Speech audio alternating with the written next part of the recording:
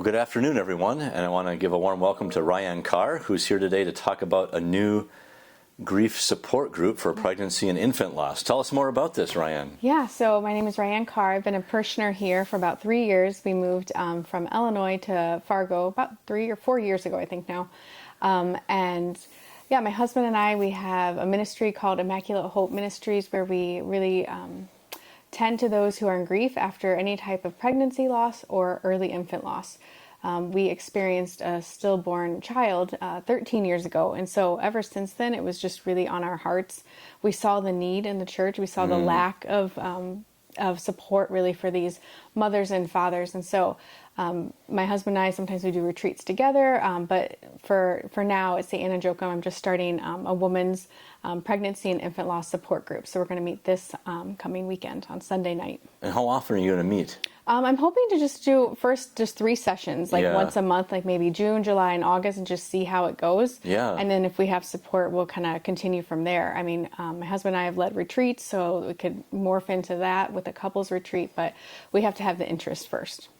Well, tell me a little bit more about the format of these sessions. Like, if someone comes? Yeah, if someone comes. Like, what should they expect? Yeah, and I really want to hit on it. It doesn't have to be, your loss doesn't have to be recent. It can be, like mine was 13 years ago, right? And so you can have had a fresh grief or one that has been a while, and all are welcome. But we're just going to meet for 1 hour in the Breakfast Nook and really just go 3 questions to help those grieving feel seen and heard, because that's really what I desired in my grief, to feel seen and heard.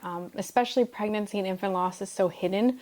A lot of people, if they miscarry early, no one really knows that they were even pregnant. So they're carrying around this sadness, this grief. And so this is just a safe place to feel seen and heard. And so they would just, we kind of get to know each other. And I just have 3 questions that is kind of the format. 1, how long has it been since your loss, or like where are you at in your grief journey? Has it been 2 years, 2 weeks, that sort of thing?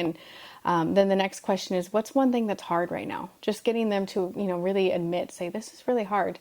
And then the last question we hit on is, what's one area where you're finding hope? Because we want to leave with hope, that we're not just stuck. We're not stuck in grief. And so I work, especially on the outside too, as a Catholic grief coach. And so I get to walk with women and companion them through the loss, but then I help them design their new normal.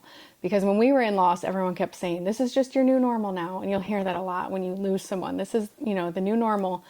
And that's just not helpful because you don't want to be there, and it sucks a lot of times. And so I can really commiserate with the women and say, okay, the Lord has allowed this to happen. This is the reality, but how can you respond? Because we always have that choice to respond. And so we kind of work with responding and kind of creating this new normal amidst the pain and the suffering. No, there's just a tremendous amount of loss. I mean, these are some of the most tragic circumstances that any family could ever face. Yeah, and especially if you have a lot of faithful Catholics that are having a lot of children. I know when we had our loss, the priest at the time that was working with me, he said, I'll take you to a Catholic cemetery if you want to see a big Catholic family. And at the time I was like kind of shell-shocked by that. But the more I live this vocation, my husband and I have been married for 15 years, the more I see it with other friends and things like that. It's just, that is kind of one of the sufferings, the crosses that people have to bear when we're open, to bigger, larger families.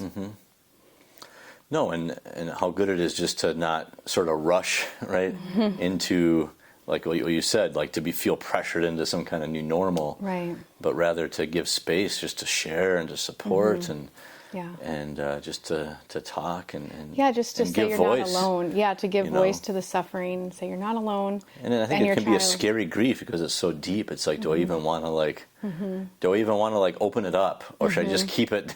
Yeah, keep it down. Keep it safely down, but it's never really safely down, is it? It's not, no. And I think with especially those early losses, it's hard because,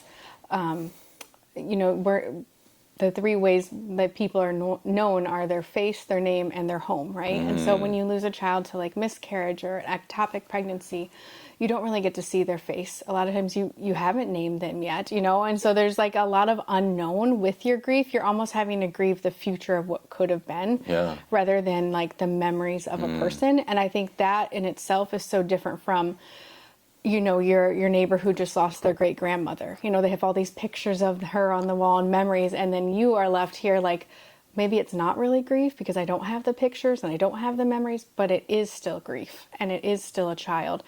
So it's just a weird kind of, another priest friend when we lost our son said, you're going to have to grieve everything. The first day of kindergarten, you know, the first bicycle that he's not going to ride. And it was very, very true. That first Christmas when there's no presents under the tree for him, you know, just like it doesn't stop. And that's the beauty of a mother's heart too. You know, that's what's consoled me for 13 years is that it doesn't stop. Like I still think of him. I still see boys that are 13 and think, what would he look like? You know, what would he be doing? What would he be into? Tennis, football, you know, who knows? But it's so painful, but that's so beautiful that the Lord made our hearts like that we can't forget. Well, RyAnne, I'm so glad you're doing this. Yeah.